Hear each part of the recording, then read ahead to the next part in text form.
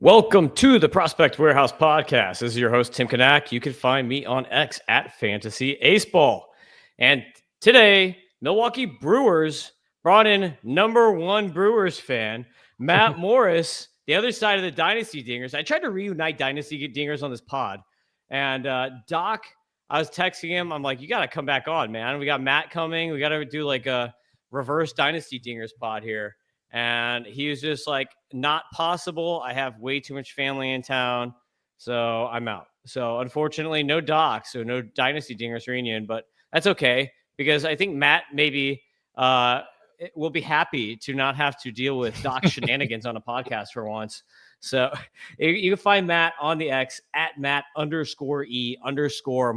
So check him out on X, Twitter, whatever you go by. What's going on, Matt? What's going on? Thank you for having me on today. I appreciate it. And yeah, it's been a wild holiday. You know, we just wrapped myself, Doc, a couple other industry guys just wrapped our FYPD and our 30-man salary league. And that was a lot of fun. But Doc and I have also been like pushing our two Scout the Stat Line 30-man leagues that we formed last year. And I'll tell you, I don't think we knew what we signed up for when we agreed to commission and co-commission 30-man leagues, especially two of them. And he's kind of taking points and I've kind of taken cats. And I spent most of my holiday just approving trades, having conversations with guys on the side about, hey, you need to set a full lineup. As of right now, you have two starting major leaguers. And that's kind of been our fantasy holiday. And again, you alluded to it. He's very busy. So it's been on me, which is okay. But I do miss Doc. And it's been a very busy year for both of us. And I'm very excited today to talk Milwaukee Brewers because, yes, this is my home team back in Milwaukee now. For those of you that do know me, I used to be in Vegas. We're really excited to talk a bunch of these guys and got a couple really, really bright pieces, especially coming out of 2025. As I did the prep for this, I was like, wow, they actually performed even better than the last time I checked on them. Yeah, exactly. This is a fun list. I haven't ranked them all yet, but this is definitely like top 3 org. Maybe number 1. So it's got to be fun to be a fan of a team that's actually good and then also has a good farm, which is pretty rare to have both things. So Brewers really, besides, like losing David Stearns, I don't even know if it matters. They've got so many good things going for them that, how do you feel as a Brewers fan? Do you feel like it's too good to be true, or do you feel like on cloud 9? No, it's hard because I grew up, I'm 34. I grew up Richie Sexson, Jeremy Burnett, Jeff Jenkins, Ben Sheets, Giovanni Gallardo at the tail end of that. And it was a hard team to love because you just knew you were never going to win. Now, Richie Sexson and Jeremy Burnett, when they'd go, back to back to back, which they did in Arizona once, that was a lot of fun. But we got kind of out of that purgatory that the Pirates have been in. And they're working their way out with the big signings they've made this offseason. So excited for them. But I always feel as though we will be stuck right where we are, winning the first round if we're lucky. Thankfully, this year we did. And then ultimately having to face up against the juggernauts. And the only thing that concerns me about this minor league system is, sure, there's a lot of great bats, but there's not a lot of high-end pitching. Mizorowski, there's still some question marks around him. Freddie's out the door, obviously. Brandon Woodruff, we'll see if he can come back from that thoracic surgery and pitch a full season. So I'm very timid as a Brewer fan to say like, hey, I'm so excited I'm on cloud 9. I'm realistic. I want to see a really fun summer. I want to see a fight in the first round. And I want to eventually see us beat the Dodgers in the playoffs. To me, that is our World Series. To beat the Dodgers coming out of 2018 when we took them 7 games, even over the last couple of years, it's like, that's the team we're trying to beat. To get swept in 2025 was rough, but it was like, look on paper, what was really going to happen here. I do think a couple of these names could make for a more interesting series in a few years here. Yeah. You know what I want to see? I want to see Cubs fans having to call Wrigley Field American Family Field East because Wrigley West, come on, or whatever they call it. They call it Wrigley West or Wrigley North. What is it they call it? They call it Wrigley North. So we would, American Family Field South. It's hard because the Brewers Cubs rivalry and then the Packers Bears rivalry, like, it's ingrained in us. I would say it's tribalistic when you think about like clashing tribes back in, pre hunter gatherer or post hunter gatherer, right before agriculturalism started in the Mediterranean, like we hate each other.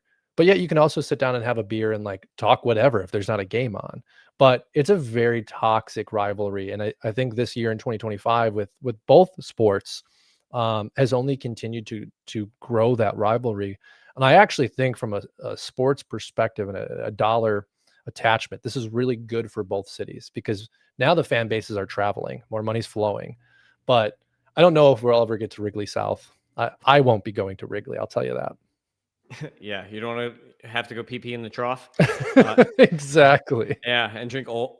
What is the beer? Old style. Yeah, old style. I've been there once. Number 20, first baseman Blake Burke. So Blake Burke is number 20 on the list here. Interesting player, especially first baseman. A lot of first basemen kind of get cornered into the quadruple A type role. But you can see on the F scores, 98 power, 104 hit, 97 discipline, 96 speed. You really want more power than that from a first baseman. 16 homers, that's solid over 600 plate appearances, but it's not great. But you do love a 300 batting average and a 136 extra base hit plus. So it means he's hitting into doubles. So he's a big boy. Like, you think that there's some more power here, but like there was a time where there was like Billy Butler, right? Like we thought Billy Butler was going to get into power too, but that guy, he never developed power. He just became like a high batting average, big first baseman.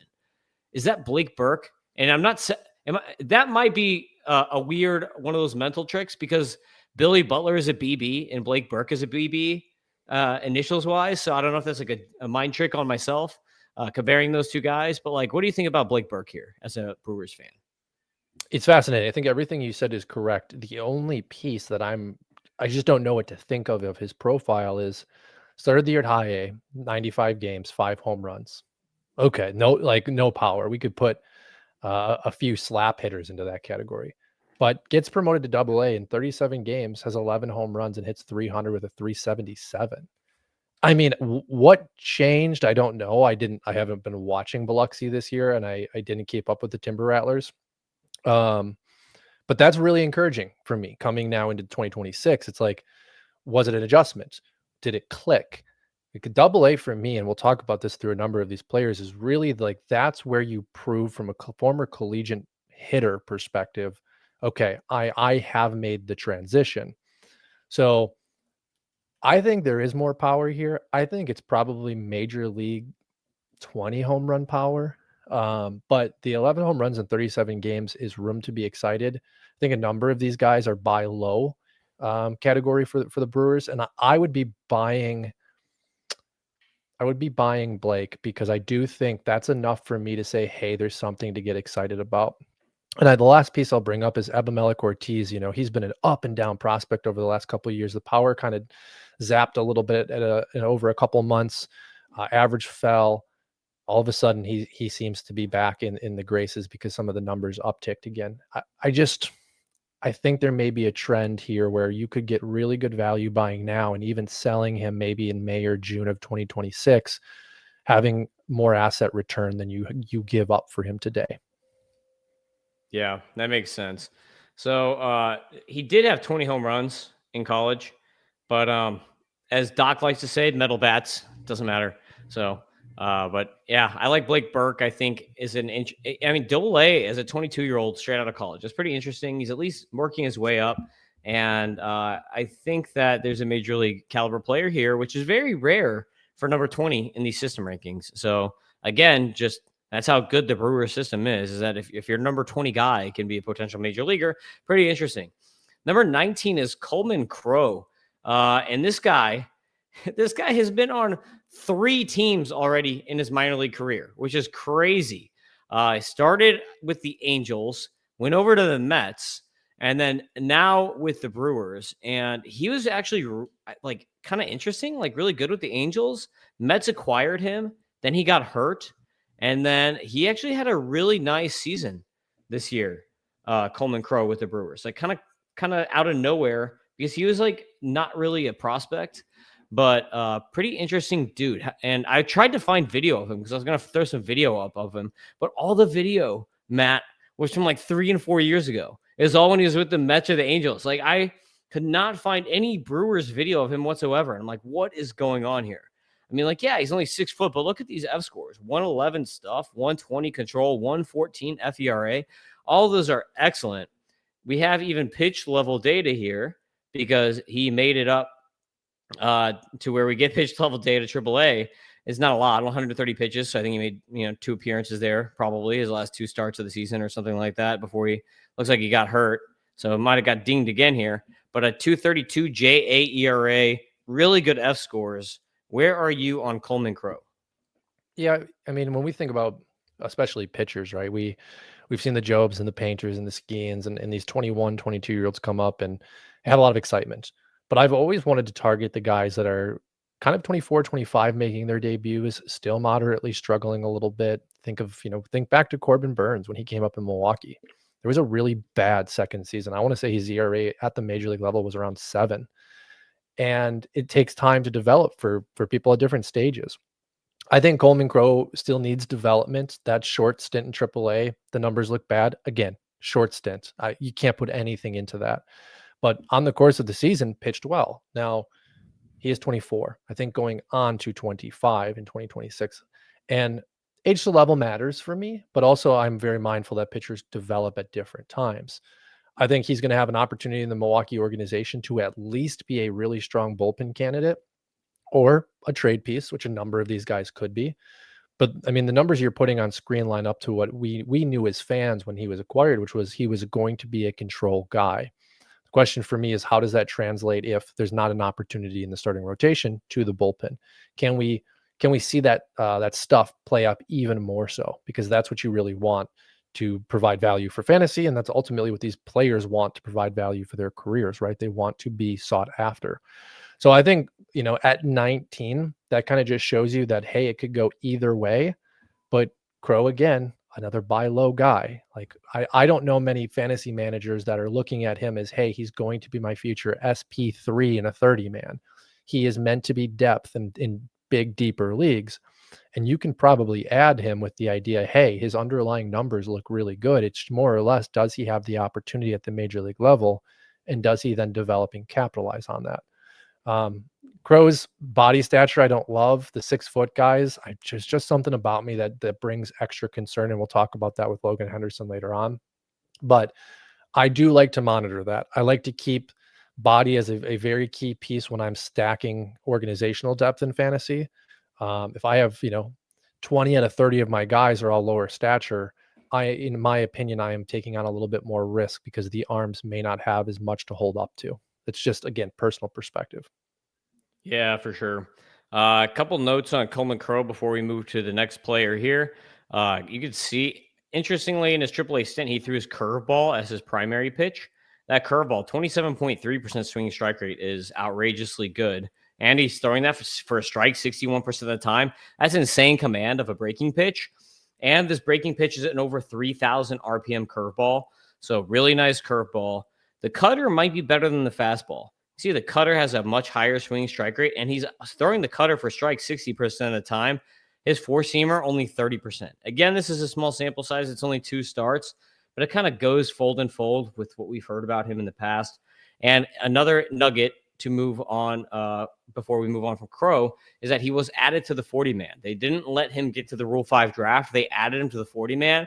That, despite like an elbow injury, I'm not sure what kind of elbow injury. It can't be too serious if they're taking the roster hit to add him to the 40-man. They're not. If it was like Tommy John, they probably would have just let him go to the Rule 5. So I think that probably tells us that he's going to be healthy going into next year, and that they see him as maybe like number 6, number 7 in the rotation, or it's like some sort of late inning, or like like long inning reliever or something at some point for next year. Otherwise, you're not going to add that to the 40-man. So yeah, I number agree. 18, wanted to jump in. I agree with you. Like, if Freddie gets traded, if Brandon Woodruff gets hurt, it's pitchers. They get injured. Like, the Brewers have a backlog of guys ready to go, but that backlog dries up real quick once injuries happen. And that's where I think Crow could jump in. And lastly, they get the most out of their starters. They know pitch sequence to an absolute art. They'll minimize his damage as he is growing at the major league level. because of the organization. Yeah, exactly. So number 18 here is Casey Hunt. Casey Hunt is a fastball, slider, cutter, curve, changeup repertoire. There's a lot of pitches. Used to be in my top 150. So, and I think you texted me how the mighty have fallen or something like that when we saw Casey Hunt here. His F scores are still okay, but that's because the F scores are a 2-year thing. So you have a 102 stuff, 109 control, 102 FERA. I was really, really digging him going into this season. 2024 was phenomenal. And I'm going to use the slider here so we can see the difference. His 2024, he had a 189 JAERA and a 28.4 K minus walk rate. Now 2025 is the other side of the coin here. We have a 344 JAERA, which actually is not that bad. And then a 15.9 K minus walk, which also, again, is not that bad. It actually looks like when we look at the game log here, he finished the season very strong.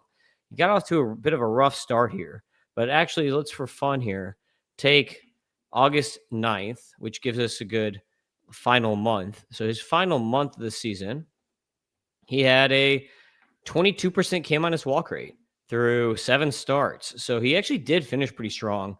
So, that's actually good news. And he's in Double A this year, Matt, I want to say? I'm assuming, yeah. So 2025 was all Double A. I'm assuming he'll start Triple A 2026. Just an assumption. Okay, so based off of this finish that we're looking at here, how do you feel about him going into next year? Do you think I have him too low in my rankings, or do you think I have him in an appropriate spot based on kind of how bad his first half of the year was? Yeah, I think you have him right where he needs to be because he could jump. He could be he could be 7 to 8 middle of the season here, right? Depending on but especially Batanti when we talk about him. And then Letson's raw and young, but it all depends if he can go to AAA and if he can put up a sub 3.5 ERA and really get that strikeout back over. I know Eric Cross loves the strikeouts per 9. Appreciate you, Eric, but I still lean on that a little bit because I look at it for starters and especially guys that don't have dominating stuff.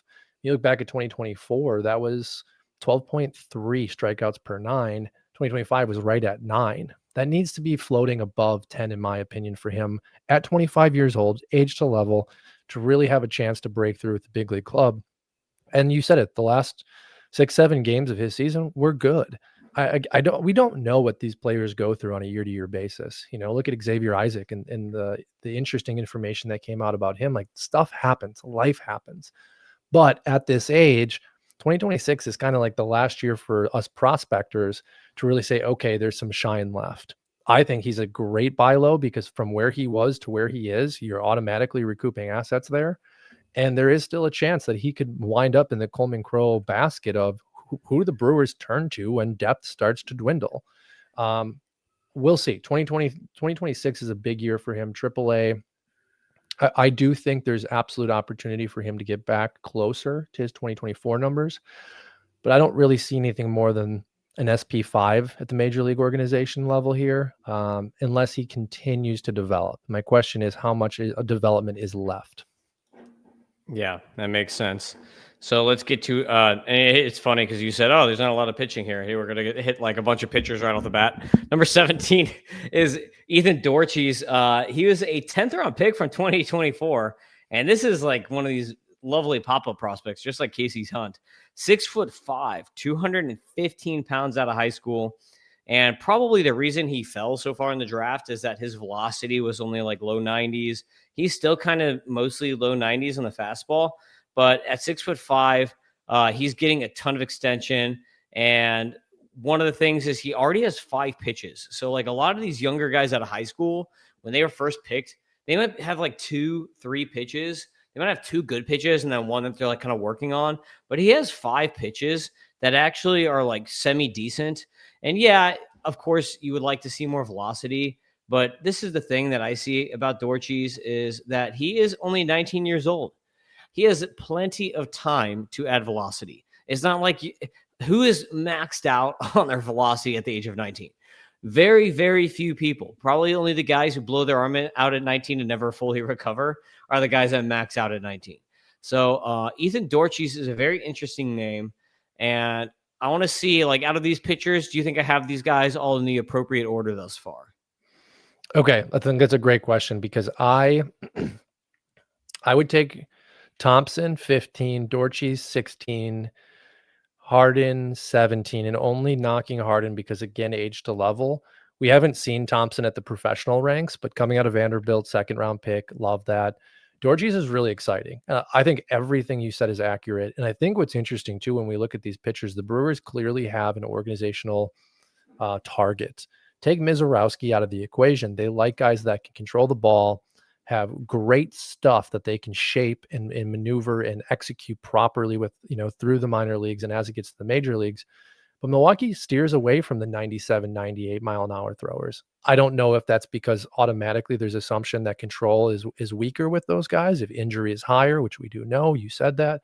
But when I reference that there's not top tier rotational like prospect talent, I think these guys can grow into that. And I think Dortchy's could grow into a solid SP3 projectable at the major league level, maybe even an SP2, depending on how that development goes. The fastball does need to tick up. But again, 19 years old, if I'm correct, a lot of time to develop him. Yes. You already mentioned our next guy here. I love this guy, JD Thompson. I love him so much that I picked him in the 30-team league that you mentioned earlier. Where did you get him? I got him in the last round. I got him in round 6. That was an absolute steal, man. This guy is so good, and he just gets dinged because he's short. So he's 6 foot, 100. He's listed at 6 foot, 199, which means he's probably more like 5'10 or 5'11 or something like that.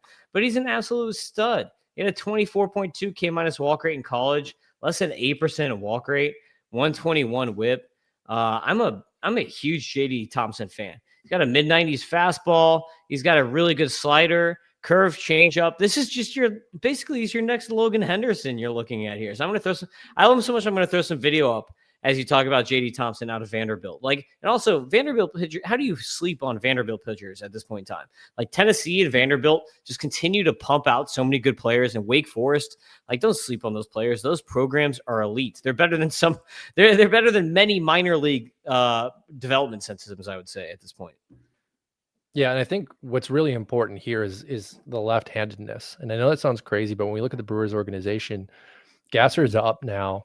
And the number of arms that we've talked about. Look, he just struck out Rock. Look at that. I mean, if you can strike out the presumed 1-1, you're in a good position.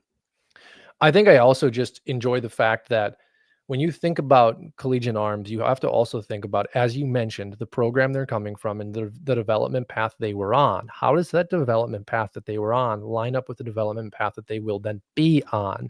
Right? We know the Brewers, the Guardians, a number of organizations right now have pitching labs. They utilize those labs well.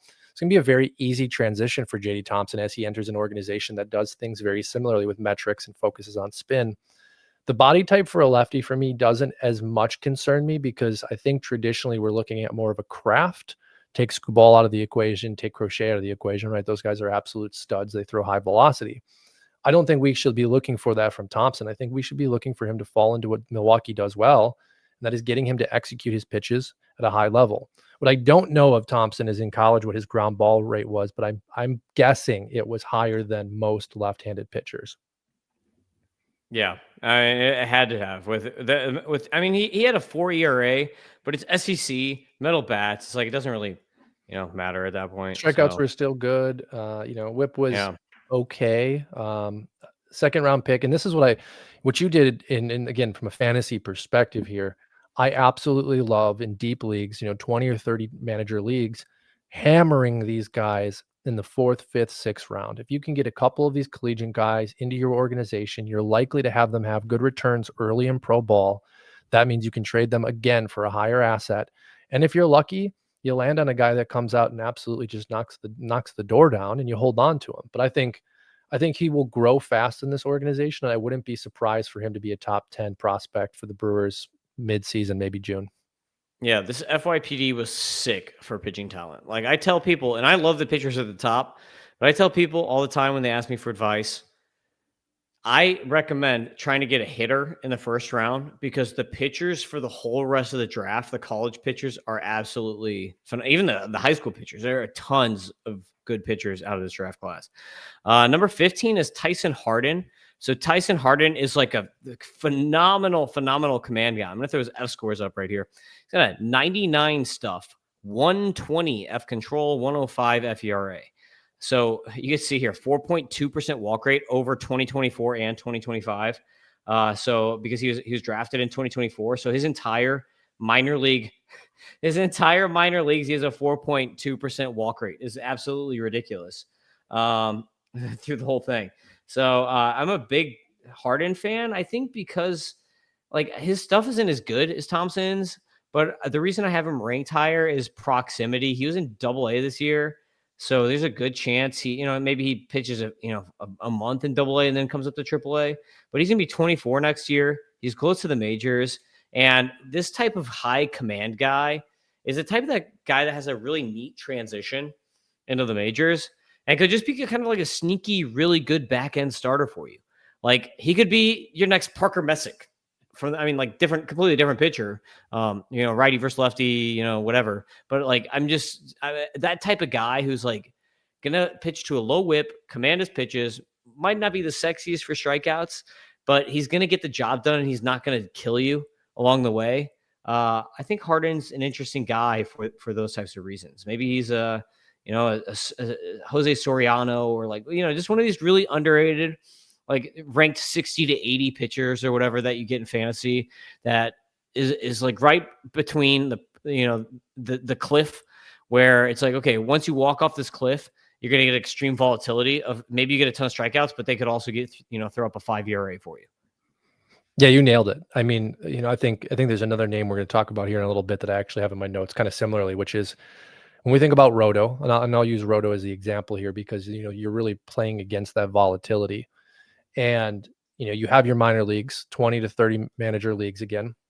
I think he's an interesting one. If I'm in a 15-man league, I'm probably not rostering him, just in all honesty. But I don't play in a lot of 15-man leagues. I play in a lot of 20 or 30s. And what I like to do with my minor league guys is I like to have 2 or 3. Is it Braden Clark or Brandon Clark, Tim? Yeah, Brandon Clark. Brandon Clark. I like to have 2 or 3 of those guys who could be the next Randy Johnson or might be working at Chick-fil-A. We don't know yet. And then I like to stack hey, they're likely going to be major leaguers. They're likely going to not hurt my ratios. They're likely going to be set them, forget them. I'm good. They're going to get me my innings. They're going to get me my strikeouts. I will find a way to navigate around that because at least if I have major leaguers and deeper leagues and my minor leagues in waiting, I have assets yet again. And I think this is absolutely SP5 for the Milwaukee Brewers, a guy that rotates in and out of the rotation based off injuries because he's going to limit the damage. And that's what the organization is looking for. They're looking to execute game plans.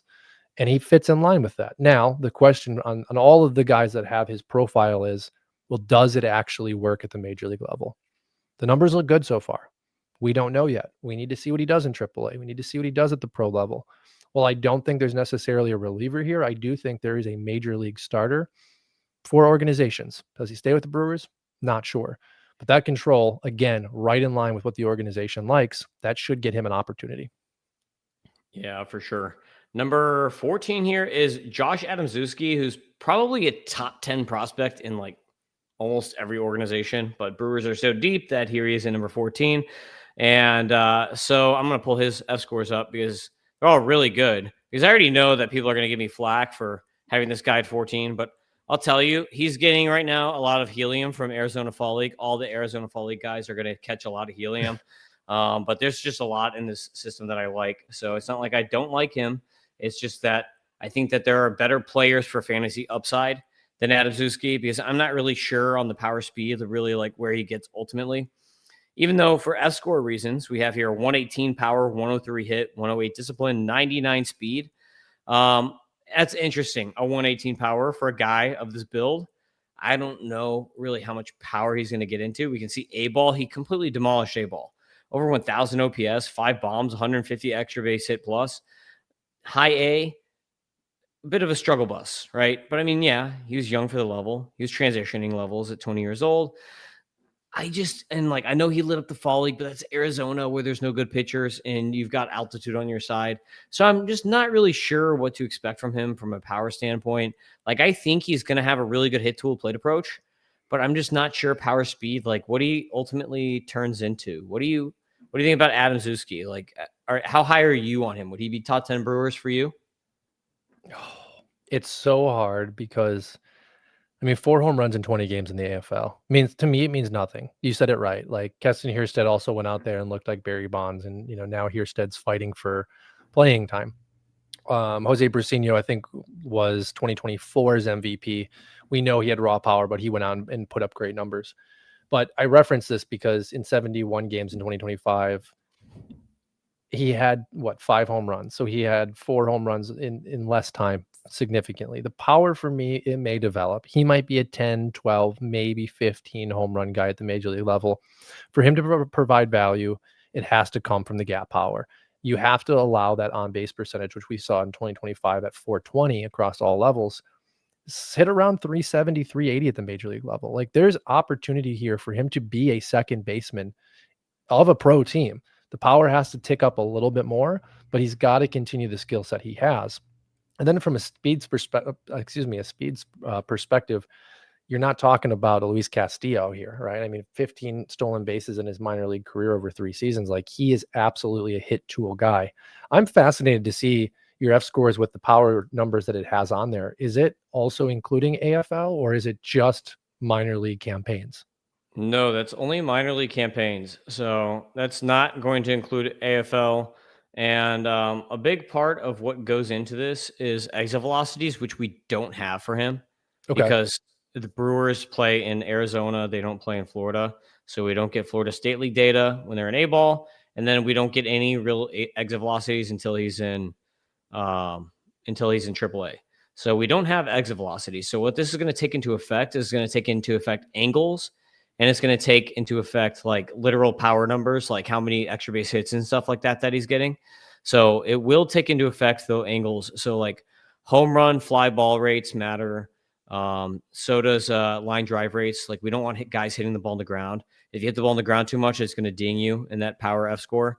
So it means he is at least getting into good angles, because we do have angles data, but we just don't have exit velocities. And you can see in the video that he's not like the biggest dude, right? Like, I'm not saying he's not like, he's in terrible shape or something. Like, he's in good shape, but he's like, a smaller middle infield type. Like, you don't expect massive power from him. And 118 is like really like a corner type power profile that you usually see in the F score. So I don't really know how much to actually believe that. So to me, like, kind of seems like a 18-10 guy or something like that. And just, for fantasy, that can be valuable in deeper leagues, but in your shallower leagues, that's not the most valuable. And so there's just other guys on this list that I think are going to be more valuable in more leagues, hence the ranking.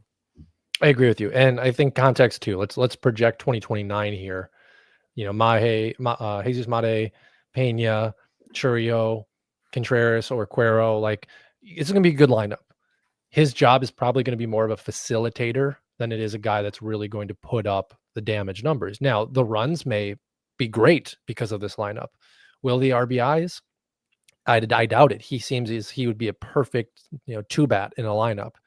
And also then rolls in, does Bryce Terang get extended? There's a lot of pieces of this, but I like what I've seen a lot. I think the problem I have with him in correlation to fantasy is the people that own him also like him a lot, because they know that we're on the verge of a really, really, really good prospect or a major league utility player potentially. And so that automatically makes the cost of him currently higher than what I'm willing to go and pay for, because there's not that one skill for fantasy screaming at me: power, speed, right? Contact just seems to be the lowest ranked overall skill, but the OBP is great. That might be the skill that everybody like clamors to. Yeah. I mean, like, there's a very good argument to rank him ahead of Brock Wilken and Braylon Payne, because he's much safer than them from a profile perspective. So if someone did that, I wouldn't hate it. I guess I'm more just like sometimes it depends on if you're shooting for the stars, right? Like, what do you want? Because like, he doesn't have 30 plus homer potential like Brock Wilken, I don't think so. Like, what are you going for? But like, if someone wanted to put him ahead of those guys, like, I'd be like, okay, that's cool. Like, don't see anything wrong with that. It's a good system. So number 13, lucky number 13 is Marco Dinges.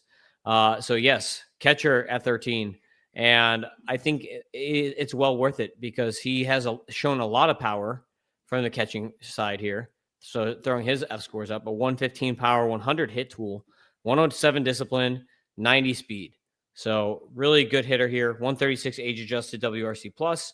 He is 22, was in high A, so we don't have much of an adjustment there. It's actually a downward adjustment, slightly. So, or at least it was from his A ball stuff, not from his high A stuff. So that's Dinges. And I think that this dude has more likely potential to get into that power. And then also, I feel like his time horizon is going to play really nicely into when Contreras' contract is set to expire. I don't see the Brewers re-signing Contreras, even though he's like their, kind of face of the franchise. I guess, would you call him face of the franchise? I don't know if you'd call him, Yeah. or Yelich or what, probably Contreras. Like, I just don't see them re-signing him, especially when you have Dinges and Jefferson Caro in the organization. So, like, between these two guys, I just feel like there's a really good path to playing time based on when he's projected to hit the majors. And I think there's a decent amount of power here. Like, yeah, the contact tool sucked at high A. It dropped from 80% at A ball to 67% at high A. But I think that could kind of bounce back up some once he adjusts to the level. So will we see him in high A or double A next year? Probably double A, I would guess. But what do you think, Matt? Yeah, I think everything you said is on point. That's kind of what happened in my notes, which is I want to see him at double A. I said that earlier, collegiate hitters, I'd like to see their production at double A because that tells me, have they made the transition? Are they actually looking like a major league bat? Some of these guys crush single A, go to high A, crush it, get to double A. Most notable that I can remember, Dylan Cruz, struggle. It's like, what? That wasn't expected. Well, Marco's not necessarily that kind of a prospect coming out of collegiate. I think he went to Florida State, if I'm correct. And Pop's always been there. We like that skill. You said it. I think from everything that we've talked about, really, it just comes down to what you said. Does he end up playing in the Milwaukee organization? And I think it's going to be unique with Contreras because you said it. He is the face of the franchise. I mean, he was this season our leader in Milwaukee. Do you give that up? Or do you lock that in, put your franchise in a position to ultimately be held back financially when you have two guys that are absolutely capable of taking at least those everyday reps? And I would really like a platoon of Marco and then Cuero. It's just, again, what does he do this year in double A? Can he hold back to some of those numbers he put up earlier in 2025? I think so. I do think we have a major league catcher here. The question is starter or backup or, platoon based off what you have in the organization. Yeah, for sure. Number 12, this is a guy I really like, Luke Adams. First baseman, most likely would be my guess for Luke Adams, but he's big boy, 6'4", 210 pounds. And despite only having a 231 batting average this year and 227 last year, he puts up really good contact rates. And he just, for whatever reason, he runs into like really low BABIPs, but he had like about an 80% contact rate last year, 79% this year. So there's really good contact tools here.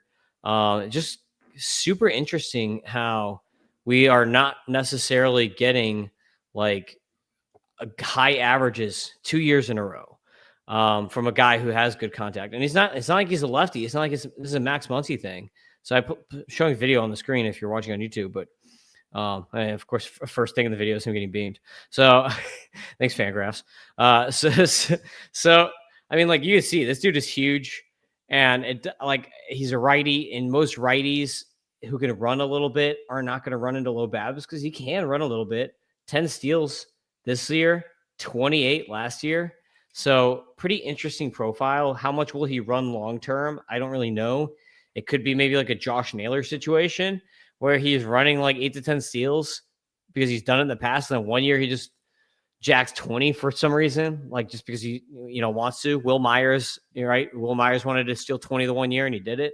So it's like, I think that Adams obviously in the minors has shown that he can steal some bags, but when he's in the majors, I don't know how much speed he's actually going to get into, assuming he makes the majors. But based on his contact rates, the power that he's put up, his size, like how well he's performed in the minors, like sure seems like a major league bat to me. Really good plate approach too. So really interesting, fun player. Like runs 16, 17% walk rates, only 20% K rate. So it doesn't strike out a lot. Like really good profile as far as like batted ball stuff. So I'm a fan. Like he's 53% pull rate, 38% fly ball rate, 25% line drive rate, like barely hits the ball on the ground. Like this dude has exactly what you want out of a power hitter when it comes to angles. Yeah, he is the most fascinating minor leaguer, and I'm biased because I'm a Brewer fan, so I've watched him for a number of years. The swing originally just a few years ago was one of the craziest setups and then mechanical paths through the zone. It looks as though from the video that you're showing that there's been some significant changes in that. When he gets into a ball, his raw power is incredible. I mean, I've seen him hit it 440, 450 to left field.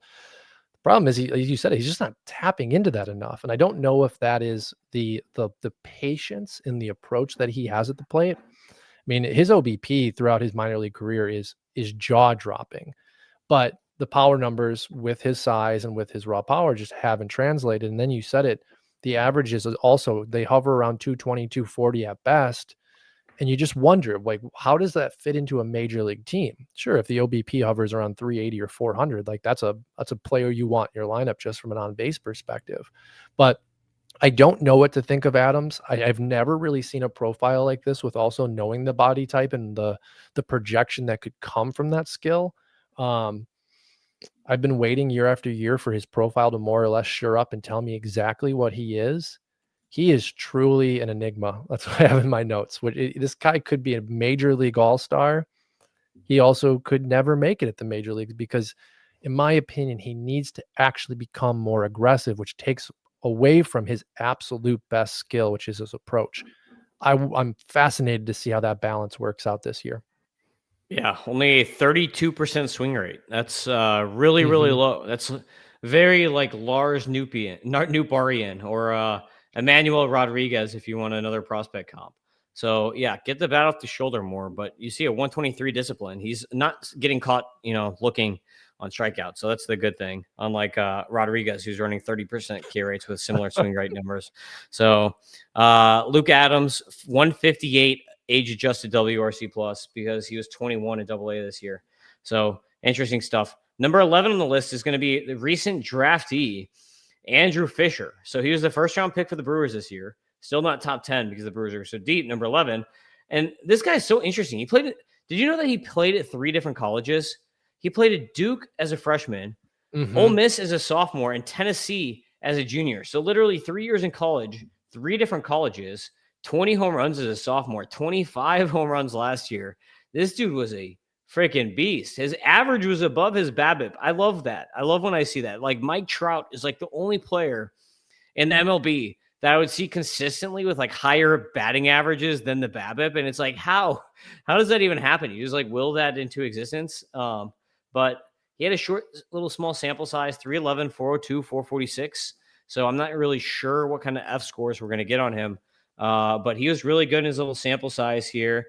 70% contact rate, leaves a little bit to desired, but 8 steals and a bomb with a 141 WRC plus. And I know a lot of people are super, super high on Andrew Fisher as kind of like one of these like late FYPD darlings, kind of like me with Dax Kilby. So you as the Brewers fan, like how excited are you on this Andrew Fisher pick? I love him. And I think I'm biased, not because I'm a Brewer fan, but because I really liked Drew Gilbert coming out of Tennessee. I call it the gamer mentality, right? Just the guy in the field that entertains, that has the momentum of the gameplay and motivates his teammates and is entertaining. And Fisher's more controlled than Drew Gilbert was. Also from a body stature size, larger. But out of everyone in the Milwaukee organization that we've talked about, or we will be talking about, that's not Jesus Mate, I have the most confidence in Fisher being an everyday starter. I think Fisher absolutely has all-star potential if he can really tap into his power mixed with that great contact. The question is, these kids are young. Where do you see them developing? And I threw just a poor data name on him of Tyler Soderstrom. Soderstrom doesn't have the same contact ability, but the body's similar. They're fluid. The swing looks good, and I think there's power there. And I think if you can get a player that would put up Soderstrom numbers in Milwaukee, it would finally solve that first base issue. And yes, I know Andrew Vaughn was nice, but Fisher has everything you're looking for to help lead a team. And I think it's also paired in then with like, what is Wilkin? What is Adams? What do they end up becoming? What does Blake Burke become? There's a lot of depth here at that first base position that we're projecting, where Fisher may end up in right field. So I think the body type will allow for that navigation as he continues his development. There was some stolen bases in his profile in the very short sample size he got this year. I don't read too much into that. I think he is a contact power bat who could sit in the middle of the lineup. The question is, again, playing time and who ultimately emerges from this very deep group Milwaukee has in their organization as a starter. Yeah, I agree with that. Number 10, this is a proximity guy here, Robert Gasser. He's been around, got TJ, is still a prospect, oddly, but here he is. And Gasser is, do you think he's going to break camp in the rotation? Like, to me, especially if they end up trading Freddie, like, is he the number 5 starter?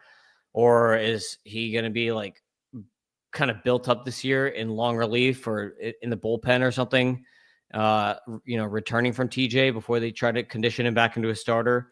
Like, what route do you see them going? Because I feel like the Brewers, when they get an arm who gets hurt, they're the type that just will automatically transition them into the bullpen. Like, we saw that with like Rasmussen when he was on the Brewers. Like, that's just like their game is like, Hader, okay, you're a reliever now. We're not getting the command we want. Okay, reliever, boom, like that, and they don't move him back. It's not like White Sox with Crochet, right? Like, when the Brewers move you to the pen, you're probably done as a starter until you get traded to the Rays, and then they'll make you a starter again. But what do you think about Gasser? And I like it. I really like his stuff. 5 pitches, good fastball, sinker. Sweeper is his best pitch. But good stuff from Gasser, and we saw it in a small sample size back in 2024. And I think that there could be some cheap, nice shares to be had here of like last round pick, good value, right, for Gasser. Yeah, I put Gasser right where we put Tyson Harden in a lot of ways. Like, I'm thinking Roto, a guy that can put up numbers, that's safer. I like Gasser for Milwaukee more out of the rotation than I do the bullpen, just because you're not seeing that high end velocity from Gasser. Now, again, what does that come to be if he is transitioned into a relief role? We have seen from Aaron Ashby, well, that velocity has come. Now, there also has been talk around the Milwaukee circuit that Ashby might be the guy that's going, weirdly, from the pen back to the rotation. We can all just assume, it's hearsay at this point. We have Freddie, we have Woodruff, we have Priester, Mizorowski, and then I'm sure I'm missing the 5th there. But they have, when I looked at it, like 6 to 8 reasonable guys that can get time. There's going to be a few injuries throughout the year. So I expect Gasser to at least have 8 to 12 starts in the rotation this year if he doesn't come into the rotation out of camp. But again, depth is important. And I want to see exactly what that depth for him looks like from an organizational plan now that he is back from Tommy John, because in the short sample size he gave us this year, it was still very strong. And before the Tommy John in 2024, he was a guy that came up because of injuries and performed well. His injury getting Tommy John was actually pretty devastating for what the organization needed in 2024. Yeah. So you can see the F scores 103 stuff, 113 control, 108 FERA, and 6 foot 192. So lefty version almost of Harden. Like, very similar. Next on the list is number 9. It is Bishop Letson. So I'm going to pull his stuff up here. So Letson actually was hurt this year. I don't know what the injury was. Maybe you do, Matt. But really good stuff. Almost a 24% K- walk rate on the season. You see on the F scores 106 stuff, 114 control, 109 FERA. He hits into the top or the high 90s in his fastballs. So hits up to 98 and has multiple fastballs. So 2 fastballs, running 4-seamer, 2-seamer, or sinker if you're John, because John hates the term 2-seamer. Sweeper, changeup, cutter. So that's what he's throwing right now. And fastball, sweeper are his dominant pitches. 6'4", 170 pounds. So I really liked everything I saw from him this year. I am slightly concerned about the injury that he had, because there's minor leagues, it's hard to find injury data, but he did come back from it and pitched well when he came back. He only made a few starts after he came back. It looks like 5 or something like that. Kind of built back up. So it didn't get really back up to high pitch counts, but I like what I saw from him this year. Fastball, slider, sweeper, whatever you want to call it, was pretty sick. And, 6'4", 170 pounds. I don't think he's that skinny. Like, I think that is an incorrect weight listing on Bishop Letson. Yeah, I have CBS is saying it was a shoulder injury. But that actually gives me some hope. Maybe it was an impingement. We don't have anything more than shoulder, but if it was labrum or rotator, he would have been done for the year, right? We just know that. Maybe it was labrum and it was something like, hey, it's not a bad tear. I've had labrum surgery, so I kind of understand the extent of labrums. Like most pitchers actually have labrum tears. It's just how bad is it? Is if you end up having to go under the knife. But to miss, roughly 2.5, maybe 3 months here and to come back, I can't think it was really that bad.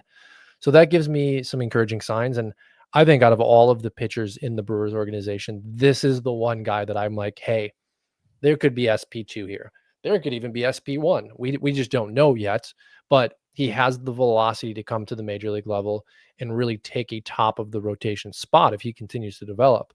I like him a lot. I haven't seen enough paired with the injury to really give you a full profile. But again, another guy that I'm like, hey, this is one of those 2 or 3 players, kind of like I mentioned earlier with Clark, that like I might be willing to throw into my dynasty, target as a back top 150, maybe 200 based off who you're talking to, and really hope for a really strong 2026.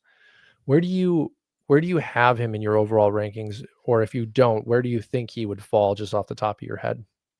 He's top 200, so he's in Okay. like the 175 200 range. Hmm. Um, but he's right there. I mean, like he was in the list of names when I was rounding out my top 150. He was in that like final grouping of names.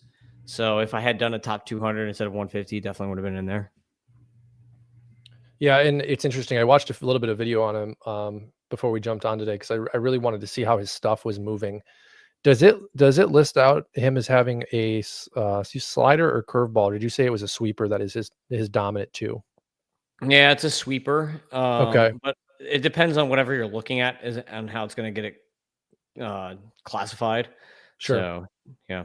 He has a lot in the few videos that I saw. He had a lot of north and south action, which made me think it was a curveball. And again, he could have multiple different variations here. But what I found was, that off speed pitch really gets on the hitter late.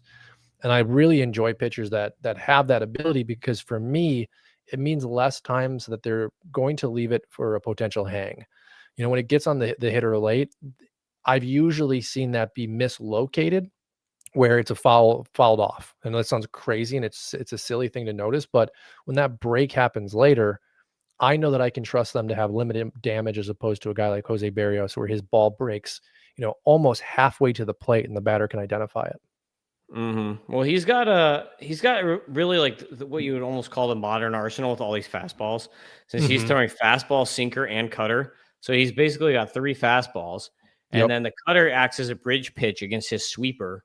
See, there's the sweeper right there, which like you Mhm. called it a curve, but I mean, like that's the thing. It's like a lot of power curve. Like if you throw a curve over 80 miles an hour nowadays, it's considered So, a yeah. sweeper, basically, Okay. just Okay. by like whoever's looking at it. And then he's got the changeup. So he's got like this really good arsenal all off the fastball. It's just all variations, basically a fastball with bridge pit and like it's all bridged together. So he's got all his bridge pitches down. So like I feel like his arsenal is kind of locked in, which is kind of rare for a player like this because there's a lot of guys who just throw really hard and then they don't have like a locked in arsenal where it's like you can throw a curve like a 100-mile-an-hour fastball, a really sick curve and a changeup, and they could be all 60 grade pitches, but then you have nothing bridging any of those pitches together, which is like very important in today's game. So I think it's Well, and important that he has all that stuff already. organizationally as well, Milwaukee, if I'm correct, was top 5 in the league for fastball usage in 2025. And it's easier when you have Mizorowski, Freddie, 2 fastball dominant guys, but I'm pretty sure Priester's cutter was probably included in there as a fastball as well. Like this is an organization that likes to set everything up with that fastball repertoire. And when we talked about a number of these guys, like they're lower throwers and in regards to velocity. Whereas Letson really allows Milwaukee to, what you said, like define you as what you are, utilize that skill set and continue to develop you in the path of the organization. He has everything that Milwaukee is requiring him to have to be a really good major league pitcher if he can continue to develop. Yeah, for sure. Number 8 here, Eric Batanti. So again, like Letson barely missed my top 150. Wilkin and Batanti were also like kind of just off of it. I had Eric Batanti in like the 180s. Wilkin was pretty close too, but both of them did not make it. Batanti is just such an interesting player. Like I just don't like. He's a guy that I'm like, what do I do with this guy? Because I see all the upside there. Like I see the ceiling that's there for him, but he's so volatile. So I just threw up his F scores, right? Like 19-year-old, he'll probably play third, even though he's listed as shortstop. I don't see him as a shortstop. 6'4", 218 pounds, 120 power score, 98 hit, 93 discipline, 105 speed. It's like this is not quite Spencer Jones, like levels of bad contact, but 65% contact rate is not good. But then he has a 149 extra base hit plus and 19 home runs. So he's creating a lot of damage despite a bad contact rate and despite a 33% K rate. So none of those things are good. And even on the bases, you see 17 steals, you're going to like that. But he was only successful 63% of the time. So it's like he's making a lot of things happen. And then so it's either like really good or really bad. I feel like his outcomes are just like really good or really bad. And there's like nothing in between. So it kind of makes him interesting. His splits are not good. You can see he's pretty terrible against lefties. 804 OPS against righties, 571 against lefties. So he has to work on hitting lefties. Otherwise, he's going to end up in some sort of platoon here. But Batanti is just a really interesting prospect. Like, how do you feel about him? Because I feel like he has to be in the top 10 just because the upside is so high. But there's also the downside that this guy is not going to be a major leaguer. Yeah, so I have him kind of classified in prospects with George. I'm going to try to pronounce the name correctly. Wilkow for Chicago. Same issues, right? Immense raw power. Like if you show up and watch a post-game home run derby, like these two guys, they're going to put you in wow. The problem is like the strikeout numbers are pretty ridiculous. And Batanti, I think on our list could float anywhere from kind of where you have him all the way to 17, 16, right? Because we've continued to see the contact issues there. Now, again, development happens. With development, you take certain things away. I trust the Milwaukee organization. Out of everyone in the top 10, though, he's probably the one I'm least confident in to ever provide major league value. I think he probably makes the major leagues because of that immense skill set of power. It's just, are you really an everyday starter on a team that has won the division 5 out of the last 6 years, or however you want to look at their playoff structure? Because you already have some risk with Wilkin. You know, you already have some other risk around the top prospects that are expected to start. Can the lineup really survive these kind of numbers? Absolutely not over 30% strikeout rate, unless you are looking at, high OBP and 40 home run upside. Sure, that is in the profile, but development still needs to be had. I've loved Batanti since they signed him at over slot value a few years ago when they drafted him. The age is still good. I would love to see them add him to the 40 when the requirement comes up in a few years, continue to develop, maybe debut 22, 23, 24 when he's really found his game, but that's a lot of development. You can't miss the upside though. He is so fun to continue to check in throughout the year. I think in fantasy, I might be trying to trade him right now. I would try to gauge his value because he could fall off the value cliff this year in 2026 if things don't improve, or if they even get worse as he grows in development through the levels. Or you could have traded him early when he figures it out. That's the scary side. Yeah, for sure. Next on the list is number 7, Brock Wilkin, who we already talked about. Wilkin, power beast. Bad batting averages so far, unfortunately, because I think that when he was at Wake Forest, he had a 345 batting average. I mean, metal bat, but like we have not seen those kind of averages. When he first came up his first year after getting drafted, he was throwing up solid averages, but he hasn't been back there. He's been running over 270 or under 270 BABIP since then. But 18 bombs in 79 games. There's just so much power here. This is a 30 to 40 homer bat. It's just like, what are you going to get? Like, if he's hitting under, a 200 or 220 batting average, are the Brewers okay with a righty Max Muncy? Because that's basically what he is walk, strikeout, home run. Like, are you okay with that? Or because the Brewers have so many options, is he not going to get a chance to do that? Because the thing is, yeah, he could hit 35 or 40 homers even if he's hitting 200. But will he get the opportunity in this organization with this many players that can play those positions, right? Like this org has a lot of guys that are first, third, shortstop, whatever, corners. So it's like, what are they going to do? I don't know. Maybe he's traded and it worked, and he's a twin, so it doesn't matter. But like, I just think that there's so much power here. Super interesting guy, barely off the top 150. Got to keep your eye on him though, because 30, 40 home run talent doesn't come out of nowhere. So Yeah, I mean, it's so hard again with Adams, Betanti, Fisher, Wilkin. And I think out of all these guys, Wilkin, being a first round pick out of Wake was the first, really shot the Brewers took with some of their draft picks. You can see it over the last number of years. Take Braylon Payne out of the equation. They've been going for power in the first 3 rounds. Even Blake Burke as well. And now they have this plethora where it's kind of like, all right, race to see who wins the job. And I love Wilkins' OBP. We've talked at length about him getting hit in the face by a pitch, I think 2024, if I'm correct. That messes you up. It does. But he's got to get the average above 250 to not be Rhys Hoskins. Like, as a Brewer fan, watching Rhys Hoskins over the last 2 years, like, again, on a winning team that's trying to make timely hits, move runners over, hit the ball to the opposite field, side of the diamond to progress the game, he doesn't fit into the approach the Brewers are using as their foundation for success. That concerns me. Now, I still like the bat. I still love the power, like you said.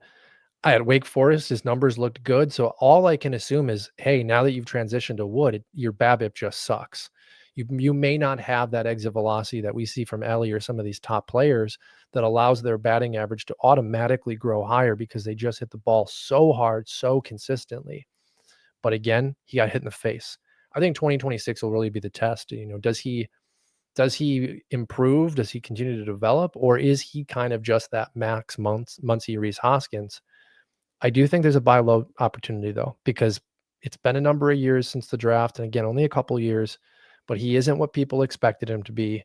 The power is there. The OBP is there. All we're really looking for is the average not to just suck. And I think he does end up as a starter because I think he's the closest out of all of these guys, other than Adams, to get a shot if need be. yeah. Number 6 on the list is Braylon Payne, who you just mentioned, former first rounder, outfielder. I really got this guy on my radar from Welsh because Welsh was saying that he saw him last year, super electric. He is. I mean, like, this is another guy who's like almost. I kind of have him in the same category as Betanti, very similar. A lot of power. I think the speed is actually real though. Like, it definitely is real, unlike Betanti's, which may not be. Which is why I have Braylon Payne in my top 150. He's my 149 prospect. Hit tool, I give him a 25 out of 40 grade on. Plate approach, 40 out of 55, because there have been times where he can take walks. Power of 40 out of 55. He hasn't really gotten into the power yet, but he's hit up to 110 max EVs before. And then the speed, I threw a 70 out of 70 on. So super interesting name, Braylon Payne. How do you feel about Braylon Payne? I think there's a potential superstar here, and it all comes into the development. He was drafted young, if I'm correct. When the Brewers took him, he was 17 years old, and it was known as this is a developmental pick because you're banking on the athleticism. But I mean, the power is what's interesting. I mean, he's, from a stature perspective, he's still like a smaller dude, but the pop is just outrageous when he gets into it. It's just his swing isn't maximized for power because of the speed. He was a hit the ball on the ground, get to first base, try to find some gaps if you can just, square up the ball properly. So why I think there's a potential superstar is as he continues to get older and develop the body itself, like, what does the organization want him to lean in on? Do they want him to lean on that speed, or they want him to be a whole package? Get a little bit bigger, lean into the power, maybe make some adjustments with that swing. And I'm going to be watching his ground ball rates over the next couple of years. Up and down 2025. Had a strong start, if I remember correctly, and then a really bad middle, and then an okay finish. That's a developmental player. But I do think from a speed defense perspective, Milwaukee at least drafted a 4th outfielder here at its absolute worst. And I think this could be a superstar if developed properly, and I trust the organization. I do think it'll take some time. I wouldn't expect for him to be up at 20, 21. He's not going to be a fast riser like that because they need to figure out exactly what game they want him to play with. Yeah, I comped him to Lawrence Butler for a reason. Great comp. I love that Yeah. comp. That is really Yeah. good. Yeah. So next on the list is number 5, Cooper Pratt. So Cooper Pratt comes in as my 106th overall prospect. I think Pratt has just been kind of like, to me, he's been like disappointing because he hasn't really done anything fun. Like, I think he's gonna be good, right? But he's almost in this like Colt Emerson of last year kind of window where it's like, okay, like we see some things here that we like. He hits the ball hard, but he's not hitting into power. He's a big dude, but like he's like not really getting there. Like you see 96 power if you're watching on YouTube or X, 101 hit, 113 discipline, 112 speed. 151 age adjusted WRC plus is what we need to remember. This kid is at 22 or 21 years old at AA. So next year he'll probably be a 22-year-old at AAA. So he is still young for the level. Yeah, he's not really doing like the power speedy things we want in a fantasy profile, but he has a really good plate approach, 13% walk, 15.5 K rate. The contact rates are good enough. So, like, there's not like terrible contact here. You can see 80% contact rate against righties, 72 against lefties. So, decent contact rates, 78 overall. It's just kind of like, is he going to actually develop the power that a 6'3", 206-pound kid should actually get into?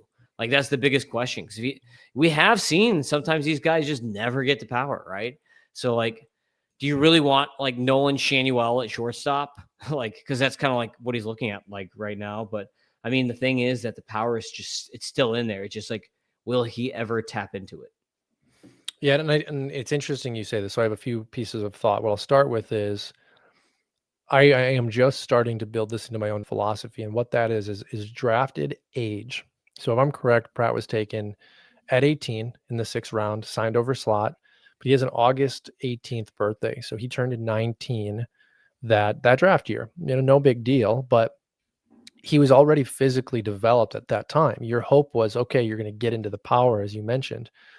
Well, what I'm saying essentially is I'm very mindful now in FYPD of drafting these guys that are already going to be 19 as they're starting their first professional season. Why? I just feel as though there's a less to dream on. And I've seen enough of these guys, especially not first round, non-bust talents. And that's funny because that's, not necessarily the case. First rounders do bust as well, but you have more confidence in them. I see them develop slowly is what I'm getting to. And I want to build more of a data model on that of like, what is the return based off prep, drafted age, and then development. But Pratt has added some weight, which is good. But when you look at his swing, and this is the second piece to Pratt's profile that I think is interesting, and you go and you watch the video, it's not a violent swing. It's a very conservative approach swing. And it's like when you're 6'3", trending towards 210, maybe even 215 or 220, you got to lean into your body type and you got to allow your natural gifts to play. So I'm curious if he stays at shorter, if he gets moved to third, and if the organization encourages him to attack the ball with more violence. I think if we see that, we're going to see these power numbers start to jump, but it has to be a decisive mental decision to enter into that kind of a profile, as opposed to you're a shortstop that potentially trends out at a 15, 20, or maybe at your best a 20-20 guy. We can't even say 20-20 at this point because the power has just not come. And on tape, it doesn't appear as though it will. Yeah, for sure. That is the concern. I mean, his EVs that we have recorded is like barely over 100. So they're just not great. So number 4 is Jefferson Caro, who could maybe, I don't know, break camp. Like, do you think? Backup catcher or something like that, I would assume. So he's close. He's on the precipice. And I actually flip-flopped Caro and Cooper Pratt when I was doing my full ranking. So I've got Jefferson Caro at 111. They're pretty close, though. So not the end of the world here. But I like Caro as a really well-rounded catcher. Like, I threw a 55 out of 60 on the hit for him. I think he can get to a plus hit tool. 55 on the plate approach, 45 out of 55 on the power. No catcher is really going to run. So speed 35 out of 35, like not really anything crazy there. But I'm pretty interested in Caro for like proximity reasons. And also because I feel like the hit tool is just so sound that like he's going to be one of these catchers that if he gets enough playing time, and if you're playing in like 2-catcher leagues or really deep leagues, there's going to be a ton of value here. Is he ever going to be the best catcher in the league? I don't think so. But is he going to be good and like not poop all over your team like some catchers do? Yeah, I think that's what he's going to do. 102 power, 108 hit, 104 discipline. So these are good F scores, and he's always been young for the level. I mean, he missed a whole year, and he's still young for the level. Like 80% contact rate, 88% zone contact rate. These are great numbers. Air pull's all right. Sweet spot's all right. Like you'd like to see him barrel more and maybe hit the ball a little bit harder, more consistently, because the max EV is okay, but the average and the 90th aren't great. But I think he can get there. Like he was hitting close to 20, or like at least like specking out for 20 bombs pre-injury. So I think that coming back for another year after recovery is only going to help him. So I'm a big Caro guy. I think he can hit 270 with 15 to 20 home runs in his peak seasons. So yeah, I think everything you said is accurate, and I hope as a fan to see him in 2026 because again, decisions have to be made from the organization. Do you sign Contreras? Do you sign Terang? I think the organization only has money to sign one of them. They are both arguably organizational leaders. If you bring Caro up and he at least performs moderately in his first rookie season, well, Contreras did the same thing with Atlanta. Contreras was also known as a guy that wasn't the best catcher. Milwaukee developed him into the catcher he is today. That is my only concern in 2026 is it does take time to learn how to be a catcher per organization, what that organization prefers, how they go through their process. It helps to have been in their organizational depth system as well. So that's a plus. But I think he should be in a backup role this year, maybe see 50 games, how they want to spread that out between DH, first base, Contreras moving around as well. Like 50 games is pretty good for a backup. Keeps Contreras healthy. But I think his output will determine what happens with Contreras. That's why I brought up him and Terang. If they feel as though they can get Caro with, hey, he can be 80% or 90% of what Contreras has been for us, of course we're not going to spend $180 million on a catcher who will decline. We'll move off Contreras, we'll sign Terang. Marco also can come up and maybe split time with you. But having two catchers, which I think are major league catchers, is really beneficial when you're trying to make a financial commitment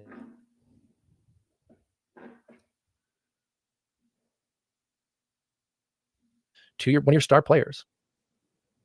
Yeah, I agree. Number 3 is Logan Henderson. So Logan Henderson, hopefully we see more of him this year. Like I was actually really surprised the way that they handled him last year. Kind of interesting stuff. I had him in like a 20-team league, and I thought as soon as he got the call, I was like, oh, I'm a genius. And then they just like moved him up and down, and it was very inconsistent for the whole year. Kind of unfortunately made him difficult to own. But I'm a big Logan Henderson fan. Love even though he's fastball changeup, this is like the one thing that everyone doesn't like is that everyone thinks he's going to be Chris Paddock Jr. just because he's a fastball changeup guy. But he has really good command of his pitches, a 117 F score on F control. So let me pull up the F scores right here for Logan Henderson. 108 stuff, 102 FERA. And we see here fastball through 52% of the time in the majors, changeup 28% of the time. See the movement on this changeup? 10.9 inches of horizontal movement is ridiculous. So 16% swinging strike rate, 16.3 on the fastball. And then this is something that people forget about is like these other pitches are not that bad. This cutter at a 10.3% swinging strike rate, that's okay for a cutter. Fastballs generally tend to get less swinging strikes than other pitches. And if his four-seamer is going to generate 16.3 and you're only throwing this cutter 10% of the time at a 10% swinging strike rate, that's fine. He's just using it as a bridge pitch because you can't just throw only elite pitches. You need other pitches to throw hitters off the scent. Not everyone's pitch is going to be a 60 or 70 grade pitch. And this slider, 13.3% swinging strike rate, while it's subpar, yeah, it's subpar, but it's not amazing. It's not bad. So like out of this arsenal, like I give him a 65 on the fastball, a 60 out of 70 on the changeup, 45 out of 55 on the cutter, and a 35 out of 40 on the slider with 60 grade command, 289 JA ERA. This is a really good pitcher. I don't care that he's only 6 foot. And we've seen 3 or 4 pitchers now in this organization that are short, And guess what? If the Brewers think that they can get discounts on players when they draft them because they're short, and then they can still develop them into very good pitchers, that's just something that the Brewers are doing very, very well that other teams can't do. And that's good for them if they can do that. So if they don't care, like the Brewers are one org that does not care about pitching height, and it doesn't seem to matter because all these guys end up being good. Yeah, I think you're correct. Like when we look at these names on this list, outside of Letson, like that's kind of the trend that we're going in, right? And I think back to when they took Mizorowski, it was an interesting pick. The stuff jumped off the page, and that's kind of why they took him, was like, how can you not pick this guy at this point, even if he flames out, because there's just so much to like. But everybody else is a specific trend, which is stuff doesn't necessarily jump off the plate. Location is good. And Henderson really showed that this season, like at the major league level, executing the game plan. Again, I've said that a lot today because that's what this organization wants you to do. They want you to go out and follow the game plan because it usually leads to wins. Again, that is shown in the standings. And he just was able to do that as a rookie really, really well. I didn't love how they used him either. And I definitely have some concerns over the flexor strain that he had in August. But the height isn't so much of a concern because of, again, the organization and the game plan. I think the K9 and the whiff rate overall will drop a little bit in 2026. I don't see him as an 11.7 strikeouts per 9 guy. I see him more as a 9 or a 10. But if he's following the game plan and he's utilizing all those pitches to his advantage, he might just be a guy that outperforms for strikeouts what his stuff really is. And I think Milwaukee has an SP4 in the short, like the interim, and an SP3 long term if he continue to just perform at the major league level how the organization has planned him to. Yeah, I think so too. I like him a lot. Interesting player. Number 2 is Luis Pena. This is a dude I love. I've got Luis Pena ranked number 11 in my updated prospect rankings. So I'm a big Pena guy. Maybe not as high as Ross. He might be the only guy higher than me. I don't really know. But I'm going to pull up his F scores right here. This will explain why I like him so much in a second. But I put a 55 out of 65 on the hit tool for him. His hit tool did get worse as he went up levels this year, interestingly. Plate approach 50 out of 55, power 50 out of 60, speed 60 out of 65. So those are what I put on the on his hitter grades as I'm pulling up the F scores at the same time. Comp that I threw on him. Tell me if you like this one. Righty only Francisco Lindor mechanics meets a light Jose Ramirez skill set. I know it's a mouthful and it's very Cleveland Guardians centric, but I think that's what you got in Pena. I don't know what to think, and it's only because of that like really rough stretch at high A in 2025. I loved everything until we got to that point, and it was like, oh, what happened, right? And because I don't have bat speed metrics, when I watch him, and I have watched him a lot, because how can you not with him and Made and a number of these guys we've talked about all at the same level throughout most of the season in 2025, like his ability at the plate to impact the ball and have extreme contact was present on the film. Like we don't need the metrics for that. Like in the batter's box, he looks professional. The question I really have is, like, we've seen some balls absolutely fly off his bat with violence. So what does that power look like? And that's kind of why I like the Jose Ramirez little comp you threw in there, because it's like, I think there's a lot of power that could come from Pena as he continues to develop. My question is, and this is what's interesting with Pena's like profile as a hitter, take the speed out of it. Luis Urias was a really interesting prospect, a decade ago now, and just never grew into any extra power and didn't have speed. So he didn't fit in the modern game. So when I look at Pena, the risk is automatically minimized for Luis Urias, because Pena has that plus speed. Contact and speed is always going to get you to the major league, and it's always going to usually at least allow you to be a starter, or at worst a strong utility player. If he adds 20 home run upside, we're talking about another all-star. Can he add Jose Ramirez power? Well, now you're talking about, a generational positional player. I really love Pena. I like Made more, so I agree with your rankings. I mean, just looking at your F scores, it's like this kid is already looking like a mega prospect, and I think he's still only 18 or 19 years old. 18, yeah. Yeah. So he actually just turned 19. Okay, that makes sense.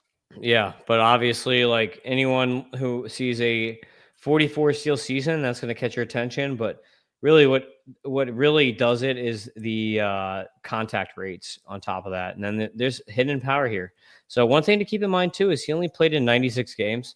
So if you're doing counting stat stuff, like of course some of those are going to be down because he didn't play a full season. Most minor leaguers are playing like 120, 130. So he did have an injury mixed in there. This is very interesting to me. This dude completely destroys lefties.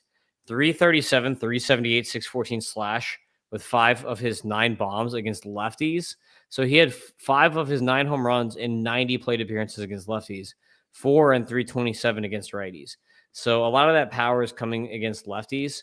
So just keep that in mind for future. Let's see if that is consistent for next year as he's moving up the levels. I assume he'll probably, based on like not being as good at high A, repeat high A a little bit before he gets the call automatically to double A.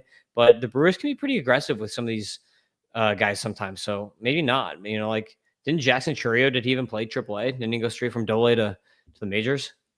I think so. And I think there's another unique piece of this, which is, do they want Pena and Mate to be together, right? I think about organizations and how they pair some of these kids up. And in recent Brewers history, everyone remembers Fielder, Weeks, JJ Hardy, right? Like they came up together. Almost each level they were paired together because they were going to be the core foundation of the organization for 6-7 years. So I expect the organization to actually keep them together.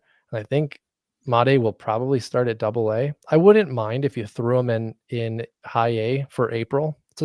It's a tough month for any minor leaguer. Get him comfortable, then push him up into double A. But again, terrible stretch at high A. I don't know what to make of it. It's so against his profile. I have to think there was a lingering injury, long season. Something has to go into the equation when you look at that K rate and say like, oh, that just doesn't make sense. So I'm going to wash that and we'll see what 2026 is. I'm not going to let that impact my overall view of Pena.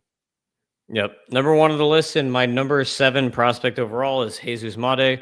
Switch hitting shortstop. Actually made it to double A as an 18-year-old. So played an A ball, high A, double A. Good contact rates throughout, 78% contact rates till he got to double A. Small sample size, 20 plate appearances. So really hard to say anything about that little sample size there. But Mate is kind of like Pena. He like threw up a lot of steals, didn't throw up as much power home run wise. But the thing is, like, he has good EVs. So at least like what we have on record for him. So like for instance, let me bring it up here. Because we do have DSL EVs from him, or at least recorded from DSL. 90th percentile of 103.9, max EV of 111. So he has at least like average to above average EVs, and that's as an 18-year-old or 17. If it came from when he was in Dominican Summer League, it came when he was 17. So that's, you know, like major league average now as a 17-year-old. Pretty phenomenal. So Mate, you would like to see him maybe be a little more consistent on the base pass. 78% stolen base rate is okay. Like it's not like you're not going to send him at that. Like usually you want to see over 80 though for guys that you're going to send a lot. So maybe he settles in more as like a 20-30 profile instead of like a 40 or 50 steal guy when he comes to the majors. But grades, I threw 55 out of 65 on the hit, 55 out of 60 on the plate approach, 50 out of 60 on the power, 60 out of 65 on the speed. So he's pluses to above pluses all the way around as a switch hitter, like a true switch hitter. So we can see the splits here. This is one of the things that I always talk about when I talk about Mate, because this guy is a real switch hitter. Look at this. Against righties, 286, 384, 14 slash.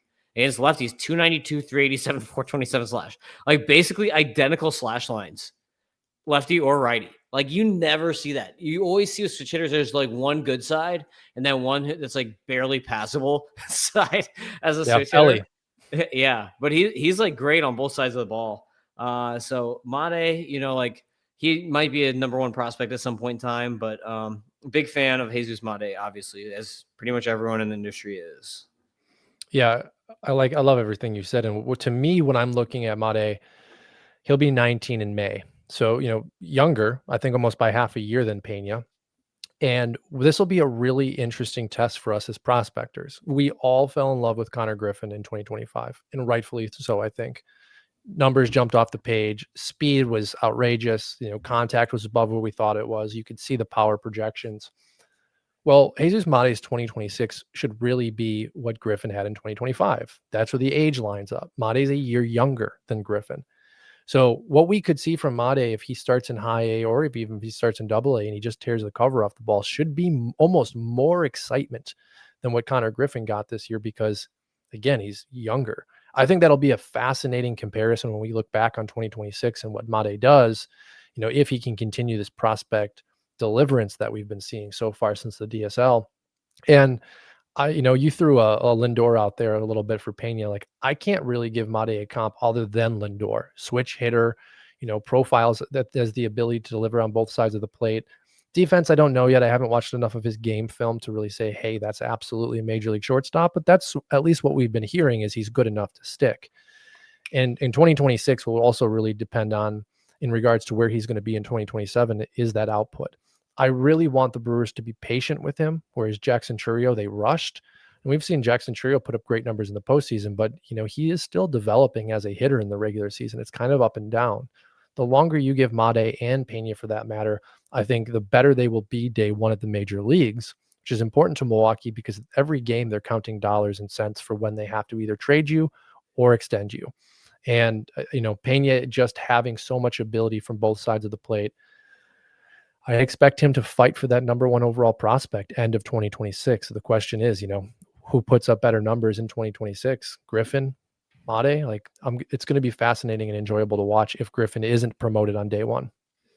Yeah, well, I'll give you my comp for Mate. It's Christian Yelich as a shortstop. Switching Christian Yelich as a shortstop. So that's Jesus. We will Mate take for that. you. A healthy back, we're good. Yeah, exactly. Yeah, healthy Yelich. So that's your number one prospect in the Brewers, or a great organization with the Brewers. What do you have going on, Matt? You got anything to pump right now? No, we're in the heat of dynasty management. And I think, as we get closer into and post drafts, we'll probably rip a couple episodes, but Doc and I are busy. So the Dynasty Dingers is can we record TBD basis. This year, I think we're going to try to get more into, you and I talked off air. We talked more about just posting our generalizations on fields because we don't have the F scores like you do. Doc and I are more, what do we see? What does the box score tell us? Trust our gut. And we're pretty good at that. It's a very dangerous game to play, but that's who we are. And I think we need to both be a little better this season about ripping out some of those opinions. And I love everything you put together on here because your list is very in line with just the feel I have of some of these players as well. And I think it's interesting when you look at the data, driven individual that classifies rankings, and then also pair that with just the generalized, how does the film look? How does the body move? What can I project from knowing other body types and players at that level? It's actually closer than I think a lot of us like to admit. Yeah, for sure. Make sure you give Matt a follow on X, Matt_E_Morris. And then also make sure that you subscribe to MLB Data Warehouse so you can play with all these tools that I've been showing during the YouTube. If you're watching on YouTube or X, you can check out all the F scores. They're going to be updated live. I had someone ask me, this is a good question. Someone asked me, Tim, I can buy your prospect package and not subscribe to MLB Data Warehouse, correct? The answer is yes. John's going to hate that I said that, but the answer is yes. However, you're getting two different things. The prospect package is going to be a draft cheat sheet where you're going to get my redraft rankings with all the F scores.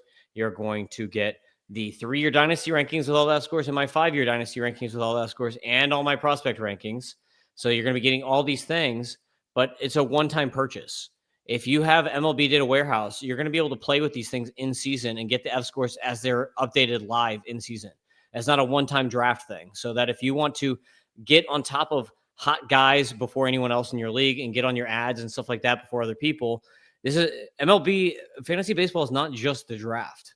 So if you want draft help, then I recommend the prospect package because those sheets are going to be really easy to use and really help you organize your draft. But if you want in-season tools, you're going to have to subscribe to MLB Data Warehouse. So my answer, do both. do both. So go buy my prospect package so that my wife lets me keep doing this stuff. And then go subscribe to MLB Data Warehouse so John's wife lets him keep doing that stuff. And then that's the podcast. Follow on X at Fantasy Aceball. We will see you next time. Peace out, everybody. And thank you, Matt, for joining. Yeah, Tim. Thanks. Appreciate you.